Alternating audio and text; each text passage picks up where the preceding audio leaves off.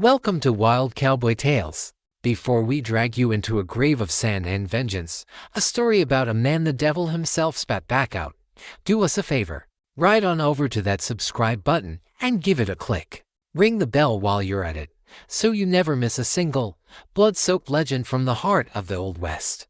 Now, pour yourself something strong, because the tale of Jonah Graves is a thirsty one, and it begins with the sound of his own burial. The Sonoran Sun was a merciless god, and the 5 riders who moved through its domain were its burnt offerings. They were men forged in heat and hardship, their faces etched with the lines of 100 crimes, their souls as barren as the landscape around them. At their head rode Jonah Graves, a man who fit the desert like a key in a lock. He was not a man of grand pronouncements or flashy gunplay, but of a quiet, lethal competence. His eyes, the color of faded denim, missed nothing, and his hands, resting loosely on his thighs, were never far from the twin Colt revolvers that had made his name a whisper of fear and respect in equal measure. Behind him rode his gang, the men he called brothers, the men with whom he had shared blood, whiskey, and the spoils of a dozen successful jobs. There was Silas, his second in command, a man whose quick mind was matched only by the cold ambition that glittered in his eyes. There was Marcus, a bear of a man, the muscle of the operation. There was Finch, the gambler, a man who could read a poker face or the layout of a bank vault with equal skill. And bringing up the rear was Lefty Pete, a young, eager killer who worshipped the ground Jonah walked on. They were a perfectly balanced instrument of theft and violence, and they had just pulled off their masterpiece. The federal payroll wagon, a steel-plated behemoth they had stalked for a month, lay splintered in a canyon 50 miles back. The 10 guards who had defended it were now food for the coyotes.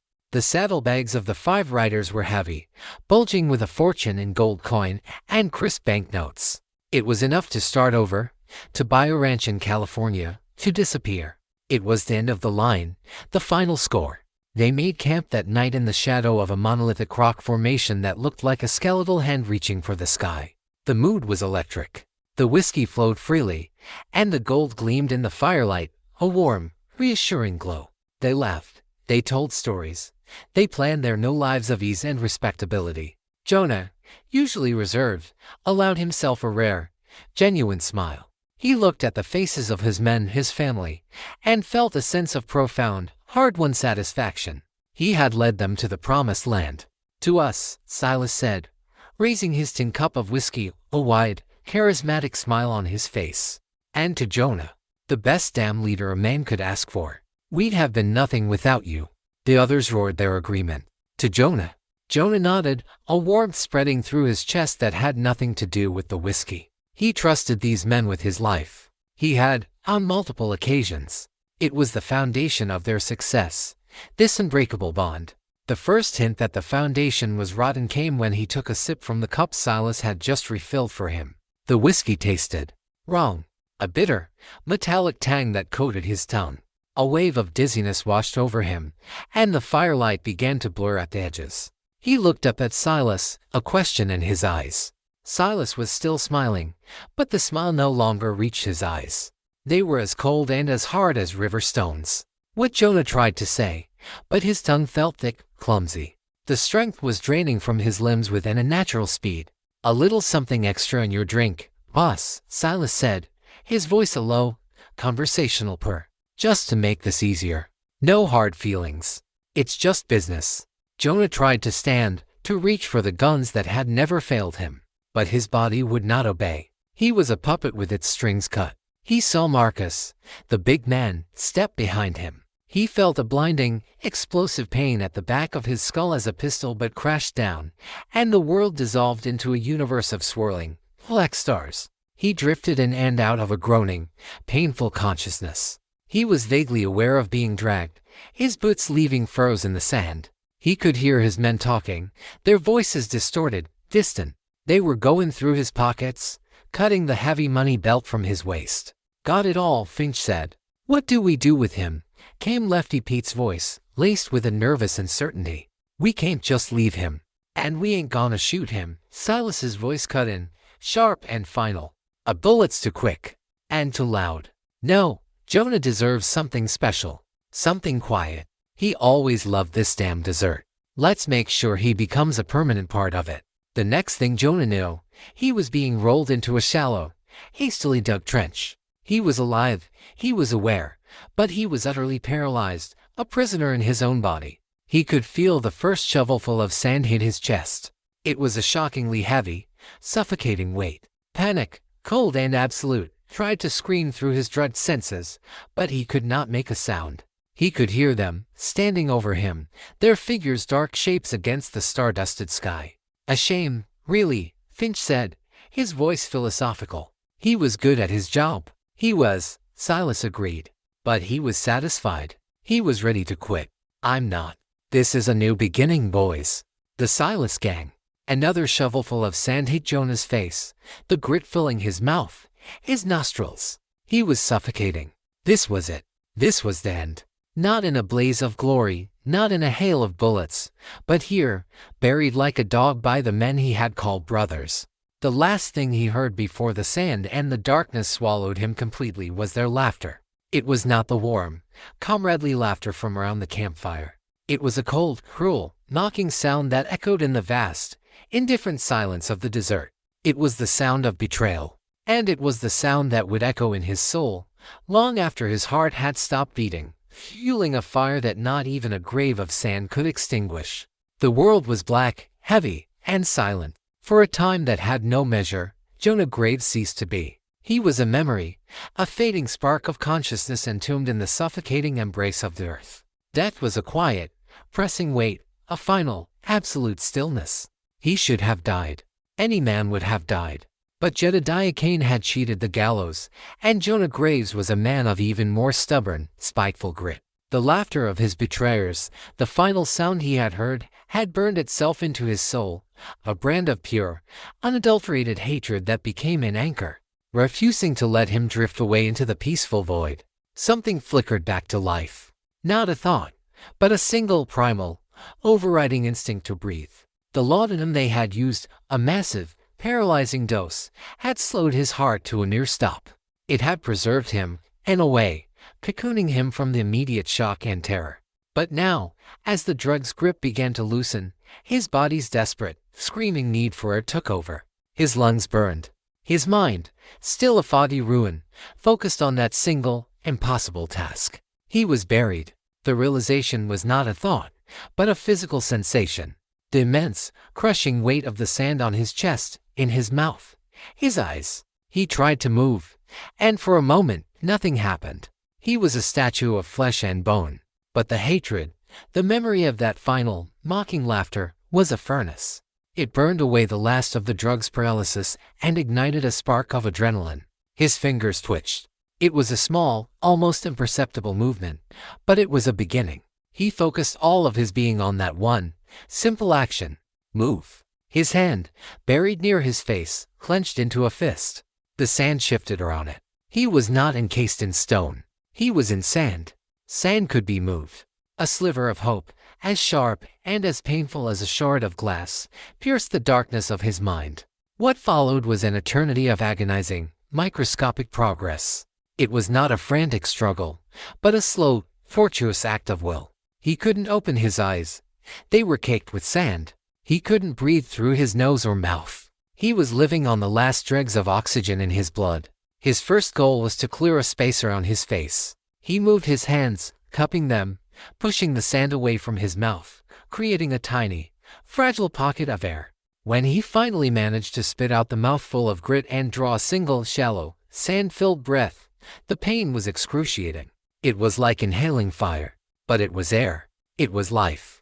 The small victory fueled a new, desperate wave of effort. He began to claw his way upward.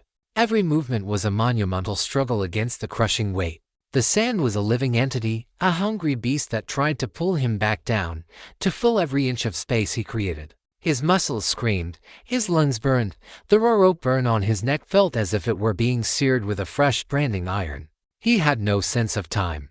It could have been minutes or hours. His world was a universe of blackness, pressure, and pain. He was driven by a single, repeating mantra in his mind, the names of his betrayers, Silas, Marcus, Finch, Lefty Pete. The names were a rhythm, a prayer of hate that kept him moving, kept him clawing. Finally, after an age of struggle, his hand broke through the surface. He felt a change in pressure, a breath of cool night air on his scraped, bloody fingers. He was close. With a final, convulsive, animalistic surge of strength, he pushed himself up, breaking through the surface like a corpse rising from a grave. He collapsed onto the surface, half in, half out of his own tomb, his body racked with violent, sand-choked coughs. He vomited up the grit that had filled his stomach, his body trying to expel the very earth that had tried to claim him. He lay there for a long time, just breathing. The night air was a balm, a miracle. The stars above, the same stars that had watched his burial, now seemed to be watching his horrific rebirth. He finally found the strength to pull himself completely free of the shallow grave. He was a nightmare creature, a thing of blood, sand, and raw, exposed flesh. His clothes were torn, his face a mask of caked blood and dirt, his eyes red-rimmed pits of pure, undiluted fury. He stumbled to his feet, his body a symphony of agony. He was stripped of everything. His guns, his money, his horse, his life. All he had left was the burning, all-consuming fire of his hatred. That, and a single, overlooked item. Tucked deep into his boot, a place they hadn't bothered to check, was his skinning knife. It was a small, practical tool. Now, it was the only weapon he possessed. He looked around at the silent desert, at the dying embers of the campfire where he had shared his last drink with his brothers. He looked at the disturbed patch of sand that had been his grave. He was alone, 100 miles from the nearest drop of water, a dead man in a land that did not suffer the living.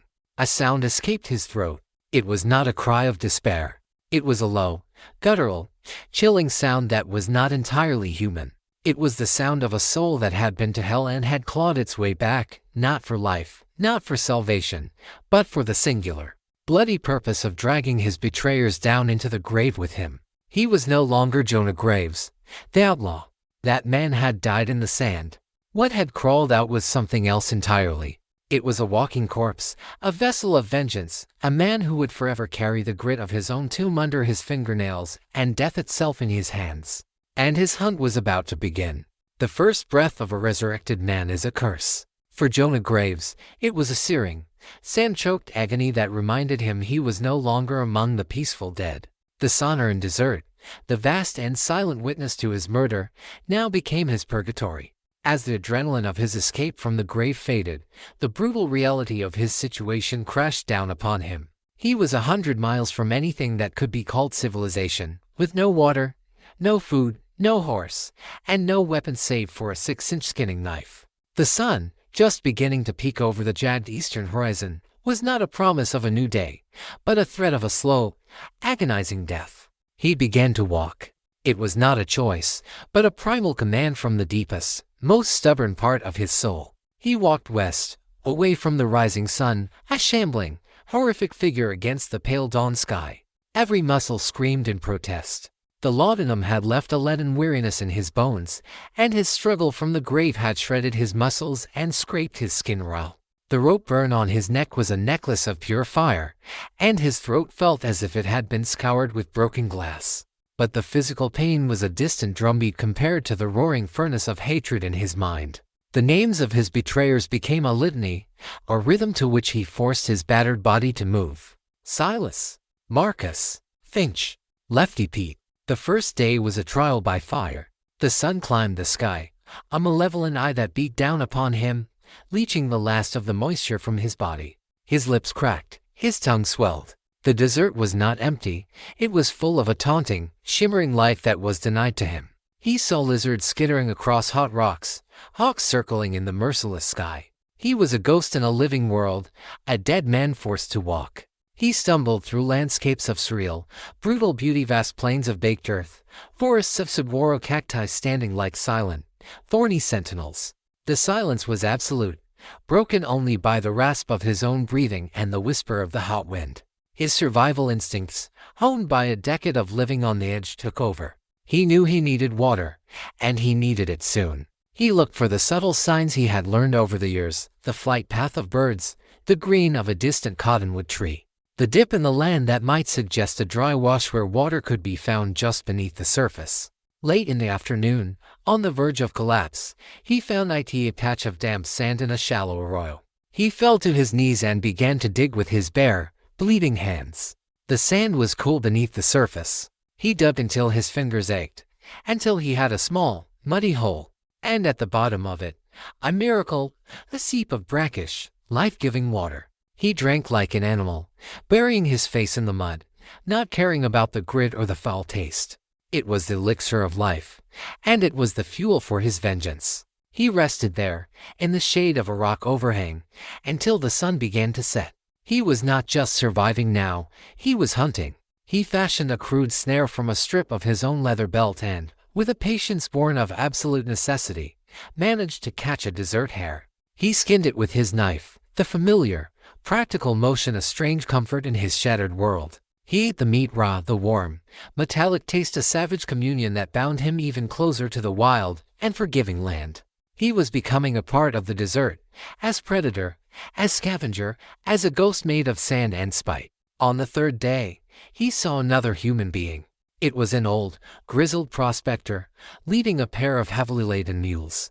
The old man was a vision of paradise to Jonah. He had water barrels, sacks of food, and, most importantly, a rifle in a saddle scabbard and a pistol on his hip. The Jonah Graves who had been buried in the sand might have tried to bargain, to appeal to the man's humanity. But that Jonah was dead. The creature that had crawled out of the earth knew only the cold, hard calculus of survival and need. He did not approach openly. He used the terrain, the rocks and the gullies, to circle ahead of the prospector, laying an ambush in a narrow pass. When the old man and his mules entered the pass, Jonah appeared, a terrifying apparition rising from behind a boulder. He was a nightmare figure, his face caked in dried blood and dirt, his eyes red and burning with a feverish intensity, his skinning knife held in a steady, determined grip. The prospector, to his credit, did not panic. He reached for his pistol, but Jonah was on him in a flash, a blur of desperate, violent motion. The struggle was short and ugly. Jonah did not kill the man. He did not need to. He broke his arm, disabled him, and left him tied up with his own rope, with enough water to last him a day. Tell them he's coming back from the dead. He took one of the mules, the water, the food, the rifle, and the pistol. He also took the old man's worn duster and hat, a disguise to cover his horrific appearance. He was armed. He was supplied. He was no longer just a ghost. He was a hunter again. The legend of the man who crawled out of the sand began with that terrified prospector, who, when he finally stumbled into a remote outpost, told a wild, unbelievable story of being attacked by a dead man, a demon with eyes of fire and hands caked in his own grave dirt. The story spread, carried by travelers and traders. It was dismissed by most as a tall tale, the he-tattled fantasy of a crazy old man. But for four men, now living lives of newfound wealth and ease, the story, when it eventually reached their ears, would be a cold whisper of a past they had thought was safely buried. A whisper that would soon grow into a scream. Jonah Graves was coming, and he was bringing hell with him. The trail of his betrayers was not a hard one to pick up, not for a man like Jonah. He had been their leader, their teacher. He knew their minds, their habits, their weaknesses. He knew that after a score as large as the payroll, they would not stay together for long. Greed and paranoia would fester, and they would split, each man seeking to secure his own fortune. The first to break, he reasoned, would be the weakest link, Lefty Pete. The young killer had been the most hesitant, the most unnerved by the act of burying him alive. Pete was a follower, a man who needed the reassurance of a strong leader or the comfort of a strong drink. His guilt would be a thirsty demon, and Jonah knew exactly where a man like that would go to drown it. He rode toward the town of Whiskey Flats, a notorious den of vice that clung to the Mexican border like a leech. It was a place where a man with a heavy pocket and a heavier conscience could lose himself for a week or a lifetime. As Jonah rode, he transformed. He was no longer the desperate, half-dead creature from the desert. He was something far more terrifying. He was a specter with a purpose. He moved with a quiet, deadly economy, his face hidden in the shadows of the prospector's wide-brimmed hat, his eyes constantly scanning, assessing. The desert had stripped him down to his essential elements, instinct, will, and a hatred so pure it was almost serene. He arrived in Whiskey Flats at night. The town was a riot of noise and garish light, a stark contrast to the profound silence of the desert. He did not enter the main saloons. Instead, he started his hunt in the cheapest, filthiest cantinas in the Mexican Quarter, the places where a man on the run would feel most at home. He found him in the third place he checked, a smoky, tequila-soaked hovel called El Infierno. Lefty Pete was at a back table, a half-empty bottle in front of him, his eyes bloodshot and unfocused. He was trying to look like a man enjoying his newfound wealth, but his laughter was too loud, his movements too jerky. He was a man haunted, and Jonah could see the ghost sitting right beside him. Jonah did not approach him directly. He took a seat in a dark corner, ordered a water, and watched. For an hour, he studied the boy he had once mentored.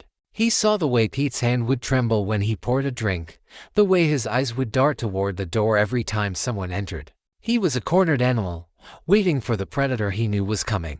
Finally, Pete, drunk and broke from a rigged card game, stumbled out into the back alley. Jonah followed, a shadow detaching from the other shadows.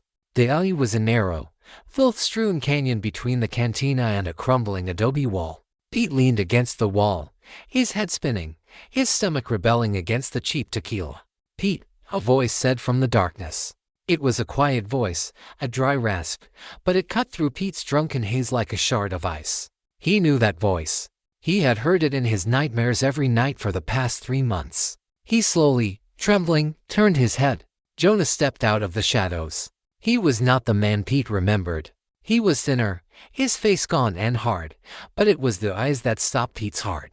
They were the eyes of a man who had seen the other side of the grave and had found it wanting. And his hands, Pete's gaze was drawn to his hands. They were resting loosely at his sides, the fingers long and scarred, the nails rimmed with what looked like dried, dark earth. "Jonah," Pete whispered, the name a choked prayer. "It can't be. We killed you." "You were careless," Jonah rasped, taking a slow step forward. "You forgot to make sure I was dead." "It was Silas," Pete babbled, his body shaking uncontrollably. He began to back away, his hands held up in a placating gesture. "It was all Silas. He made us do it." "I didn't want to, Jonah, I swear." "You held a shovel, Pete," Jonah said, his voice flat, devoid of all emotion. "You threw the sand. You laughed." "I've got money," Pete cried, his voice a high-pitched whine of terror. He fumbled in his pockets, pulling out a handful of gold coins, the very coins that had been Jonah's. He threw them on the ground. "It's yours. All of it. Just let me go." Jonah looked at the gold gleaming in the filth of the alley. He looked at the pathetic, weeping figure of the young man he had once thought of as a protege. He felt nothing. No pity. No anger. Just a cold, empty finality. "The money doesn't matter, Pete," Jonah said. He took another step. "This isn't about the gold. This is about the laughter. This is about the grave." Pete, his mind finally snapping, scrambled for the pistol tucked in his belt. It was a clumsy, desperate, telegraphed move. Jonah's own draw was a thing of chilling, fluid grace. The prospector's old Colt seemed to leap into his hand. It roared once, the sound a flat, dull crack in the humid night air. The bullet took Lefty Pete in the gut. It wasn't a kill shot. Jonah had not aimed for his heart or his head. He wanted him to have a moment to understand. Pete collapsed against the wall, a look of stunned surprise on his face, his hands clutching the sudden, hot agony in his belly. Jonah walked over to him and knelt in the dirt. He reached down and scooped up a handful of the dusty, gritty alley soil. Pete looked at him, his eyes wide with a dawning, ultimate horror. He finally understood the nature of the justice that had found him. "You left me in the dirt," Jonah whispered, his voice as dry as the grave. "It's only right you take a little of it with you." He slowly, deliberately, poured the handful of dirt and sand over Pete's face, the grit sticking to the sweat and tears. He then turned, and walked away, not looking back, leaving Lefty Pete to die alone in the dark, choking on the taste of the earth, the first of the 4 betrayers to have his debt paid in full. The hunter had claimed his first victim, and the message, for the 3 who remained, would be carried on the wind. Jonah Graves was back, and he was bringing the grave with him. The death of Lefty Pete sent a tremor of fear through the nascent empire of the Silas gang. The news, a story of a gut-shot man found with his mouth full of dirt, was specific and terrifying enough to be believed. Silas, now operating out of the booming silver town of San Miguel, knew instantly that the ghost from the desert was real. He sent out riders, not to hunt Jonah, but to warn the other two members of the scattered gang, Finch, the gambler, and Marcus, the brute. The message was simple: he's back. Watch your back. For Finch, the warning came too late. He had taken his share of the gold and had done what any gambler would do. He had sought out a bigger game. He had established himself in San Miguel, a town awash in new silver money. He was no longer a common outlaw. He was a businessman. He owned a stake in the town's most opulent saloon, the Gilded Cage, where he spent his nights behind a poker table, fleecing miners and merchants with his practiced, cheating hands. He had traded the grit of the trail for the velvet and whiskey of a comfortable life. He believed his money and his new, respectable facade could protect him. Jonah Graves arrived in San Miguel not as a wraith, but as a shadow. The town was a stark contrast to the squalor of Whiskey Flats.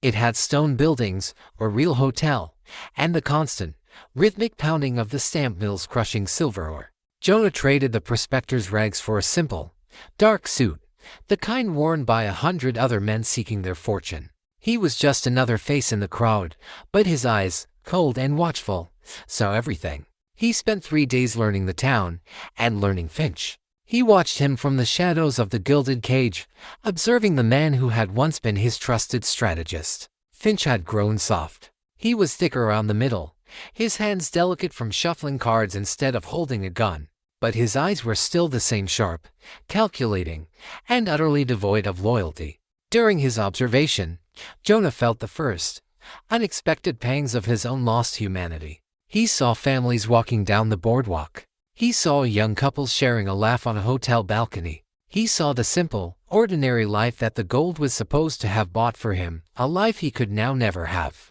He was a ghost at the feast, a dead man watching the living. The realization did not soften his resolve, but it deepened the cold, aching void within him. This wasn't just about revenge anymore. It was about annihilating the stolen dream that Finch now so comfortably inhabited. Jonah decided to confront Finch in his own temple, the poker table. He entered the Gilded Cage one night, not as a drifter, but as a man of means. He had used a small portion of Pete's recovered gold to buy a stake. He was quiet, observant, letting his money speak for him. He worked his way through the smaller games until he had earned a seat at Finch's high-stakes table. Finch didn't recognize him at first. Jonah's face was gaunt, weathered, and the ever-present shadow of his hat, combined with the rope scar that was usually hidden by a high collar, made him a stranger. He was just another wealthy mark to be fleeced. The game began. Jonah played a quiet, conservative hand, folding more often than he played. He was not there to win money. He was there to study his man up close, to watch the subtle tells, the flicker of an eye, the nervous twitch of a finger. And he was there to unnerve him. "I knew a gambler once," Jonah said, his voice a low, gravelly rasp that made the other players pause. "He taught me the most important rule of the game." "And what's that, friend?" Finch asked, a patronizing smile on his face as he shuffled the deck with a flourish. "He taught me that you can always tell a man's character by how he plays his last hand," Jonah said, his eyes, cold and gray, rising from his cards to meet Finch's. "And that you should never, ever, trust the man who deals the cards." A flicker of unease crossed Finch's face. There was something familiar, something unsettling, about the stranger's voice, about the cold intensity of his gaze. The game continued. The tension at the table grew. Jonah began to win, not through luck, but through a superior reading of the men around him. He seemed to know what cards they held before they did. He was dismantling Finch's game, his confidence, piece by piece. The final hand was a masterpiece of psychological warfare. It was down to just Jonah and Finch. The pot was huge. Jonah had been dealt a mediocre hand. Finch, Jonah could tell by the smug certainty in his eyes, had a monster. Finch had likely dealt it to himself. "I knew another thing about that gambler," Jonah said quietly as Finch made a large bet. "He once told me a story about 5 men who found a fortune. But one of them was greedy. He wanted it all. So he convinced the others to bury the man who had led them to it."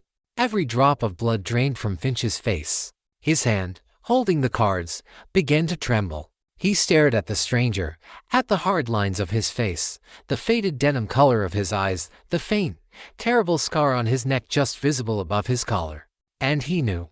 The ghost was sitting at his table. "You," he whispered, the word barely audible. "My turn to deal," Jonah said, his voice as soft and as final as the closing of a coffin lid. He laid his mediocre cards on the table. "I fold." He stood up, kicking his chair back. In the same motion, his hand went to the Colt holstered beneath his coat.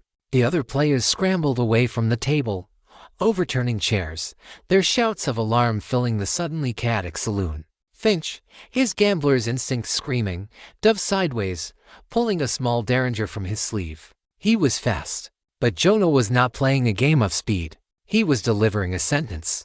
His first shot did not hit Finch. It hit the massive, ornate crystal chandelier that hung directly over the poker table. The bullet shattered the central support, and the 1,000-pound monstrosity of glass and brass crashed down onto the table with a sound like the end of the world, burying the cards, the money, and Finch's entire world under an avalanche of glittering destruction. Finch, scrambling amidst the wreckage, fired his derringer wildly. The small-caliber bullet grazed Jonah's arm, stinging annoyance. Jonah's second shot was calm, deliberate, and final. It took Finch in the chest, sending him sprawling back into the glittering shards of his shattered monument to wealth.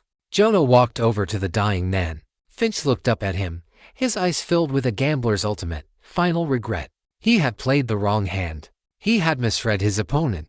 Jonah knelt. He did not reach for dirt this time. He reached into the wreckage of the chandelier and picked up a single, sharp shard of crystal. He pressed it into Finch's hand. "You traded my life for a gilded cage," Jonah rasped. "Now you can take a piece of it with you to hell." He stood and walked out of the saloon, leaving behind the chaos, the screaming, and the second dead man on his list. He didn't look back. The life of comfort, the life he had seen and felt himself excluded from, was a lie. He knew now, with a chilling certainty, that his only reality was the hunt. And there were two names left on the list. The news of Finch's spectacular death in the gilded cage was a thunderclap that rolled through the territory. The story of the crashing chandelier, the single, precise gunshot, and the shard of glass left in the dead man's hand was a clear and terrifying message. This was not a common outlaw. This was a methodical, almost artistic, purveyor of vengeance. For the two remaining members of the gang, Silas and the brutish Marcus, the message was an ultimatum. There was nowhere to run, nowhere to hide. The ghost they had buried was not just haunting them, he was systematically erasing them. Marcus, a man of muscle and simple, direct violence, had reacted to his newfound wealth in a predictable way. He had sought power. He had drifted to a rugged, lawless mining camp high in the Sierra Madre, a place called Devil's Anvil. With his share of the gold and his sheer, intimidating physical presence, he had established himself as the camp's unofficial king. He ran a protection racket, his gang of hired thugs shaking down the miners and claim holders. He was a bully on a throne, surrounded by a wall of lesser bullies. He believed that his fortress of rock and fear was impregnable. Jonah's journey into the mountains was a return to a familiar kind of harshness. He traded his town suit for rugged buckskins, the ghost of San Miguel once again becoming the predator of the wilderness. He knew that a direct assault on Devil's Anvil would be suicide. Marcus was not a man to be outsmarted at a card table. He was a beast to be trapped and bled. Jonah spent a week in the high country surrounding the camp, a silent observer. He was a wraith on the ridges, watching the camp's routines, identifying Marcus's lieutenants, mapping out the guards' patrol routes. He saw that Marcus rarely left the camp, preferring to hold court in the largest tent, a virtual throne room, surrounded by his men. To get to Marcus, Jonah would have to dismantle his army first. He began a campaign of attrition, a masterclass in guerrilla warfare. He started with the camp's water supply, a single stream that trickled down from a higher spring. Under the cover of night, he diverted the spring, sending the water down a different rock face. By morning, the camp stream was a dry, muddy trickle. It was a minor inconvenience, but it was the first seed of disruption. Next, he targeted the patrols. He did not engage them in open combat. He became a whisper in the pines. A two-man patrol would be found tied to a tree, their weapons and boots missing. A supply mule would be found wandering, its packs looted of ammunition and food. He never showed himself. He left no tracks that the miners could follow. His only calling card was the nerving, pervasive sense that they were being watched by something that was not entirely human. The miners in Devil's Anvil, who had lived under Marcus's oppressive thumb, began to whisper. They had heard the stories of the ghost of the Sonoran, the Silver Widow, and now the legend of Jonah Graves. They saw Marcus's thugs growing more jumpy, more fearful. A spark of hope, long extinguished, was rekindled. Marcus, enraged and frustrated, reacted as a brute does, with more violence. He had his men beat a prospector who they suspected of being an informant. The act, meant to re-establish his authority through fear, backfired. It turned the simmering resentment of the camp's populace into a quiet, simmering rebellion. Jonah knew it was time to escalate. He chose his moment, the night of a full moon, when the rocky landscape was bathed in a pale, ethereal light. His target was Marcus's 3 most trusted lieutenants, who were bunked together in a single, large tent. He used a tactic of pure, primal fear. He found a mountain lion's den, recently vacated, and took the scent-marked pelts and remains. He dragged them around the lieutenant's tent, creating a powerful, unsettling animal scent. Then, he used a crude, hollowed-out gourd to mimic the chilling, screaming cry of a cougar. The sound, echoing through the high mountain air, was enough to make a man's blood run cold. The 3 lieutenants, their nerves already frayed, burst from their tent, rifles in hand, expecting to fight a cat. Instead, they found Jonah. He was not a phantom this time. He was a whirlwind of controlled violence. He moved among them in the moonlight, his pistols barking. It was not a fight, it was an execution. In 10 seconds, the 3 men were dead. He did not leave a calling card of dirt or glass. He simply disappeared back into the night, leaving the 3 bodies for the rest of the camp to find at dawn. The discovery of the dead lieutenants, combined with the ghost stories and the animal cries in the night, shattered the morale of Marcus's remaining men. They were hired guns, not soldiers in a war against a demon. That morning, they took their pay, what was left of it, and deserted, riding out of Devil's Anvil as fast as their horses could carry them. Marcus was alone. His army was gone. His water was drying up. The entire camp of miners, once his subjects, now stood in silent, watchful groups, their faces hard, their hands resting on picks and shovels. They were no longer afraid of him. They were waiting, watching, to see what the ghost who had liberated them would do next.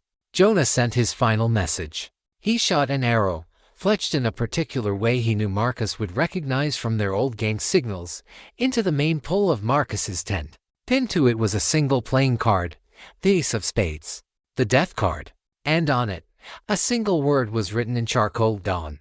Marcus, the mountain of muscle, the king of Devil's Anvil, was now a prisoner in his own empty tent, surrounded by a silent, hostile populace, waiting for a ghost to come for him with the rising of the sun. The board was cleared. The brute's fall was imminent. Silas was a man who understood the shifting sands of power. He was intelligent, ambitious, and utterly without sentiment. He had orchestrated the betrayal of Jonah not out of simple greed, but because he saw Jonah's satisfaction, his desire to retire, as a ceiling on his own ambitions. While his former partners had squandered their shares on fleeting pleasures or brute force, Silas had invested his. He had traveled to the burgeoning territory of Montana, a land of new money, new cattle empires, and men who were willing to overlook a past for a price. He had purchased a sprawling ranch, the Espores, and with a combination of charm, ruthless business practices, and the strategic application of hired guns, he was well on his way to becoming a respectable cattle baron. He had a fine new ranch house, brand on 1,000 head of cattle, and the ear of the local territorial officials. He was the very picture of a man who had made it, a man who had successfully buried his past. The news of the deaths of Pete, Finch, and Marcus had reached him like a series of hammer blows against the fine facade of his new life. He knew, with a cold, sickening certainty, that Jonah was not just killing them, he was coming for him. And he knew Jonah would not stop until the debt was paid. Silas did not make the same mistakes as the others. He did not hole up in a fortress or surround himself with a legion of common thugs. He prepared for Jonah's arrival with the cold, meticulous precision of a chess master preparing for the final game. He sent his newly hired ranch hands working cowboys, not outlaws way, telling them he was shutting down the ranch for a month to deal with a family matter. He did not want witnesses or liabilities. He kept only a handful of his most trusted, most ruthless enforcers, men who knew the truth of his past. He turned his ranch house, a symbol of his new life, into a death trap. He had his men dig trenches and build barricades. He positioned snipers in the hayloft of his massive new barn. He studied the terrain, the lines of sight, the avenues of approach. He was preparing for a siege. And he waited. Jonah arrived in Montana in the dead of winter. The landscape was a stark, beautiful, and deadly canvas of white and gray. The cold was a physical entity, a biting, relentless enemy. For Jonah, it was a fitting environment for the final act.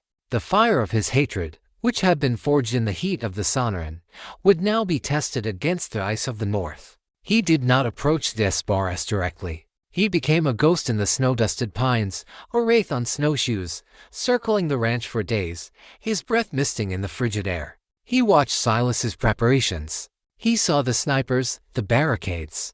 He saw the cold, professional discipline of Silas's men. This was not a mining camp bully or a soft gambler.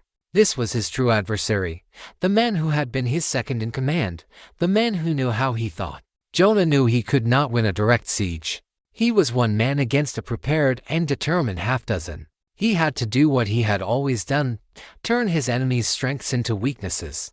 Silas's strength was his fortress, his new life. So Jonah decided he would burn it to the ground. His campaign began with a war of nerves. He used the vast, silent, snow-covered landscape as his weapon. One of Silas's sentries, shivering at his post, would be found at dawn, frozen solid, a single, unexplained track leading away into the woods. Jonah had not killed him with a bullet, but had silently disabled him and let the brutal and forgiving cold do the work. The message was clear. The very environment was Jonah's ally. He targeted their supplies. The smokehouse, where their winter meat was stored, was broken into one night. The meat was not stolen, but doused in kerosene and ruined. Their supply of firewood was scattered, their well fouled. Jonah was not attacking them. He was laying siege to their morale, to their ability to survive the harsh winter. Silas and his men grew tense, their discipline fraying. They fired at shadows, their gunshots a stark, lonely sound in the immense silence of the winter landscape. The final act was an attack on Silas's symbol of legitimacy, his cattle. One night, during a blinding blizzard, Jonah moved. He opened the gates of the main corral, driving the 1,000-head herd out into the storm. Cattle, panicked and disoriented, scattered into the blizzard, a fortune in livestock wandering off to freeze or be taken by wolves. The sight of his herd disappearing into the whiteout, the sound of his wealth being scattered to the four winds, was the blow that finally broke Silas's cold, calculated control. This was not just an attack, it was a systematic annihilation of everything he had built. "He's not just trying to kill me," Silas snarled to his remaining men, his face pale with fury in the lantern light of the ranch house. "He's trying to erase me." Driven by a rage that overrode his caution, Silas made a fatal mistake. He decided he had to go out, to try and round up at least some of the herd. He and his last 3 men rode out into the tail end of the blizzard, into the ghostly, snow-swept landscape. They rode directly into Jonah's trap.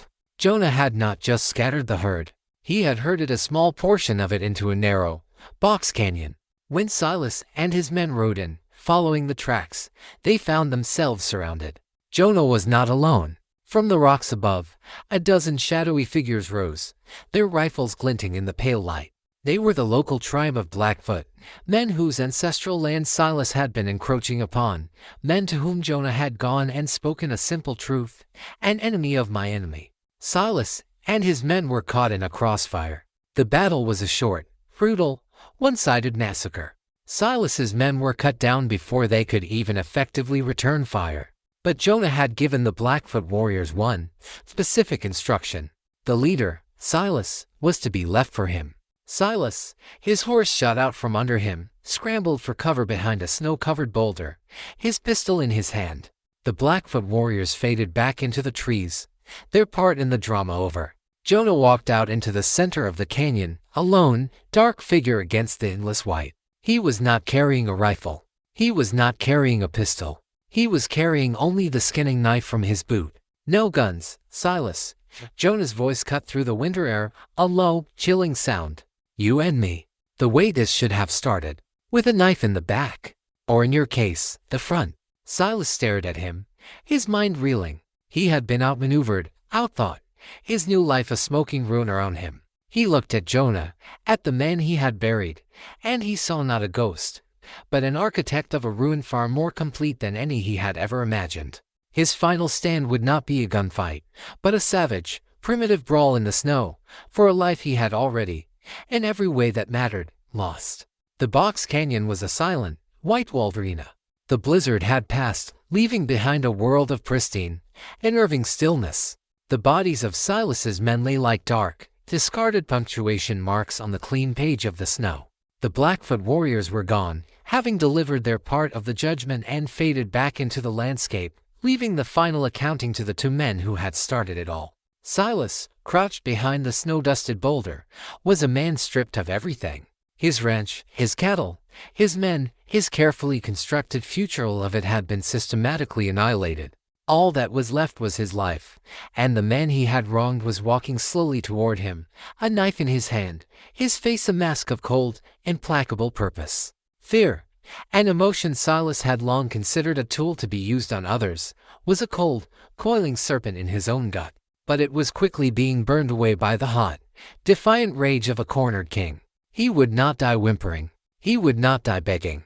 You always were one for the dramatic, Jonah, Silas called out, his voice tight, but steady. He pushed himself to his feet, his own hunting knife now in his hand. He was bigger than Jonah, stronger. In a close-quarters fight, he believed he had the advantage. You could have just shot me, but you had to have your show. A show.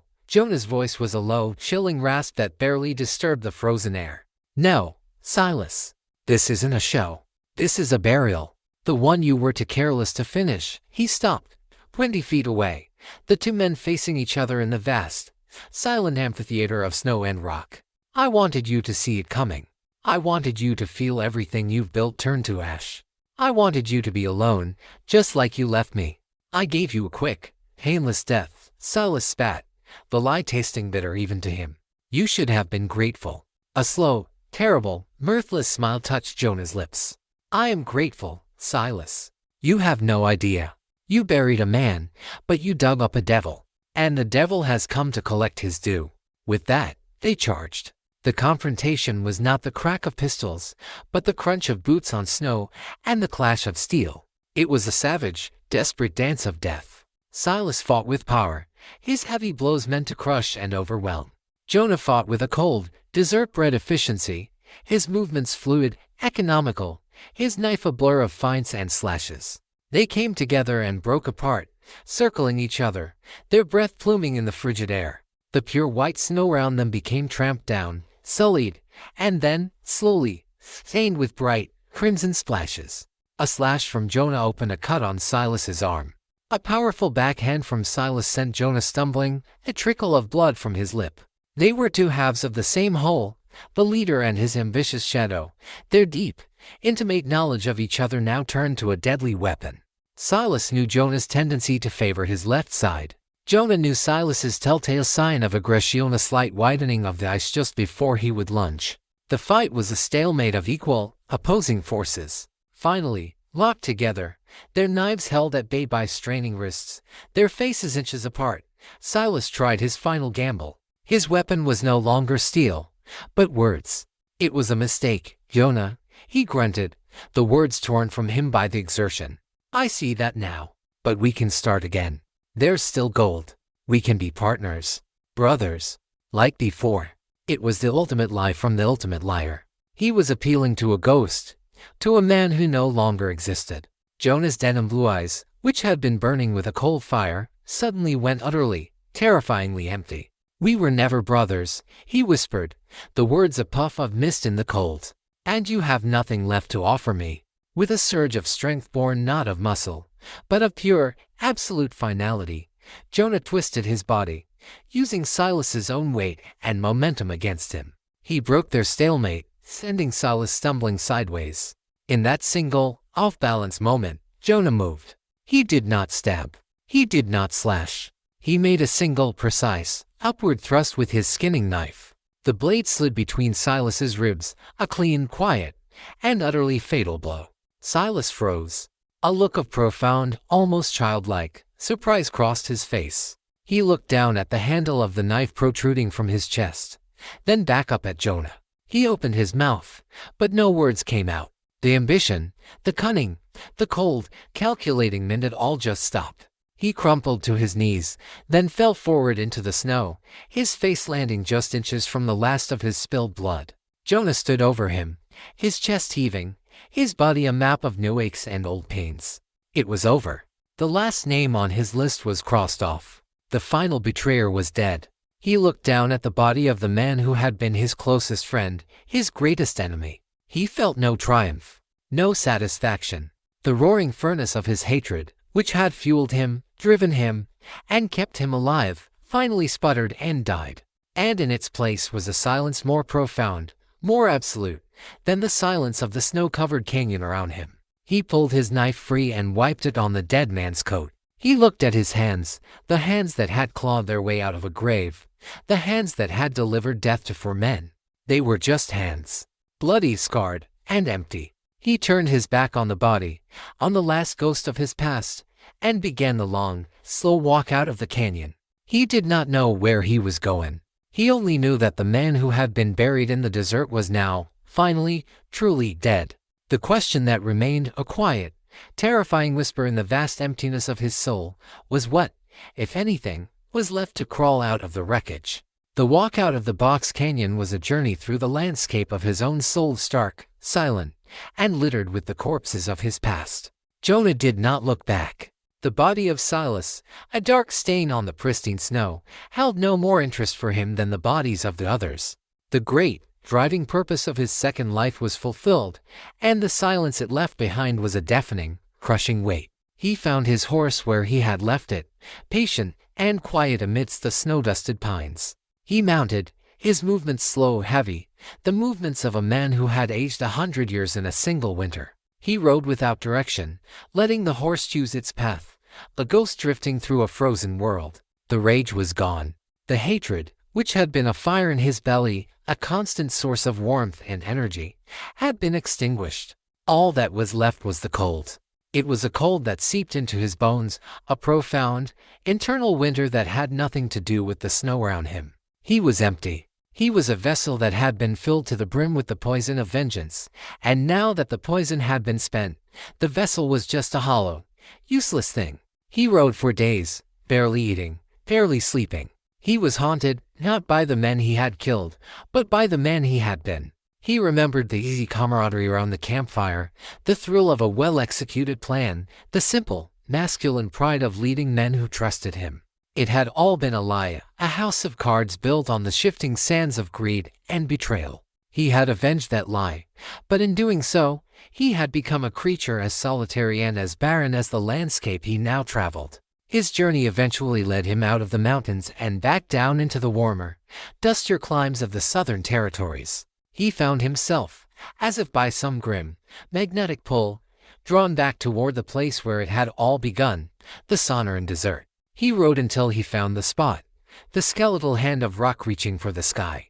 The embers of the campfire were long dead, the signs of the struggle long erased by the wind and the sand. But he found the place. He found his own grave. It was just a shallow depression in the earth now, a subtle, almost invisible scar on the face of the desert. He dismounted and stood at the edge of it, looking down into the place where he had died. He remembered the darkness, the pressure, the terror. And he remembered the laughter, the mocking, cruel laughter that had been the engine of his resurrection. He stood there for a long time, listening, but the desert was silent. The echo was gone.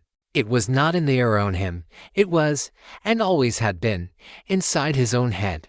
He had a choice to make. The gold, or what was left of it, was likely still with Silas's body in the mountains. He could go back for it. He could start a new life, a rich man. But the thought of it turned to ash in his mouth. The gold was cursed. It was the source of all this death, all this pain. It had cost him his life, and then his soul. He looked at his hands, the hands that had carried death. They were just his hands now, calloused and scarred. He thought of Elias's words to the widow, "What happens when the fire goes out? He was alone in the cold and the dark, with nothing but ghosts for company. Was this it? Was this the end of his story? To simply wander the deserts until he became one with the dust. A part of him, a weary, broken part, welcomed the idea. It would be a fitting end. But another part, the stubborn, spiteful, and killable part of him that had clawed its way out of the earth, rebelled. It had not fought its way back from the grave just to surrender to despair. He reached for the Colt on his hip, the gun he had taken from the prospector, the gun that had served his vengeance. He held it in his hand, the metal cool and heavy. It was a tool of his past, a symbol of the ghost he had been. He thought about turning it on himself, a final, clean end to the pain. He thought about keeping it, becoming a true ghost of the desert, a bandit without a name or a purpose. Instead, he did something else. He broke the pistol open, emptied the chambers, and let the 5 lead bullets fall into the sand. Then, with a sudden, powerful motion, he threw the gun as far as he could. It spun through the air, a dark, fleeting shape against the setting sun, before landing with a soft thud in the sand, where it would eventually be buried by the wind. A relic for some future traveler to find. He stood there, unarmed, empty-handed, as the last rays of the sun bled across the horizon. He was no longer Jonah Graves, the outlaw. He was no longer the ghost of the grave. He was just a man with nothing but the clothes on his back, a stolen horse, and a past so heavy it could break a lesser soul. He did not know who he was, or what he would become. But as he turned and mounted his horse, he made a silent vow. He would not be defined by the grave he had escaped, nor by the graves he had filled.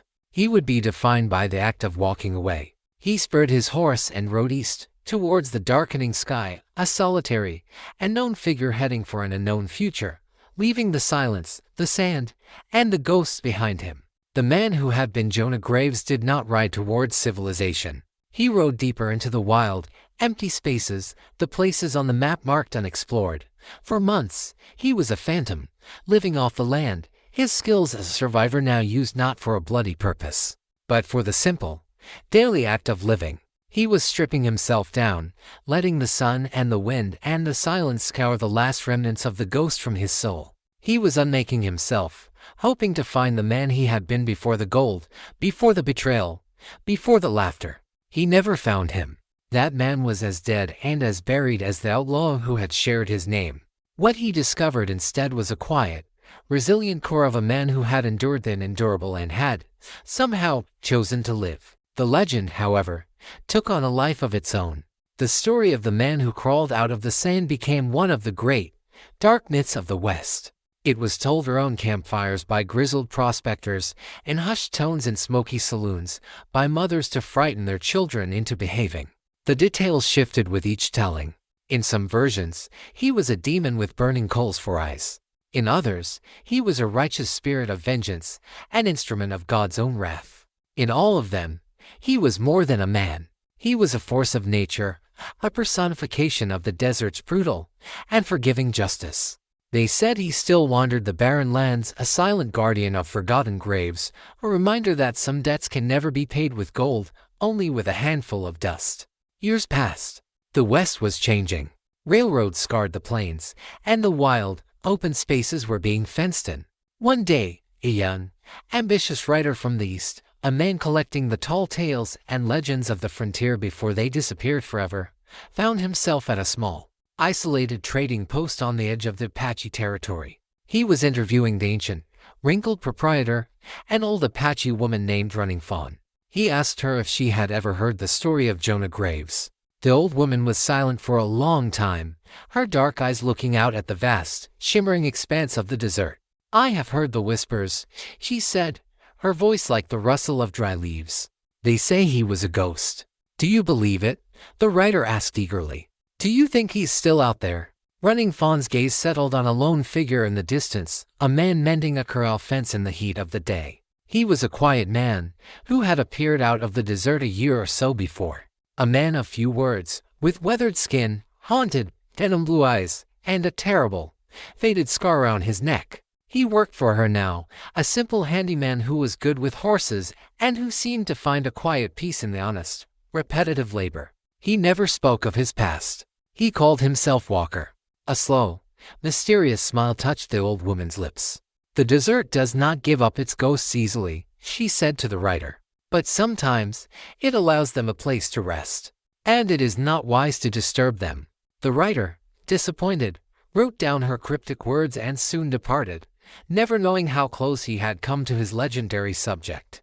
As the sun began to set, the man named Walker finished his work. He walked back to the trading post, his movements steady, his shoulders unburdened. He sat on the porch, watching the sky bleed into a tapestry of orange and purple. The silence of the desert was no longer a threat, no longer a tomb. It was just silence. It was, in its own way, a kind of peace. The laughter was gone. The ghosts were quiet. The sand had, at last, settled.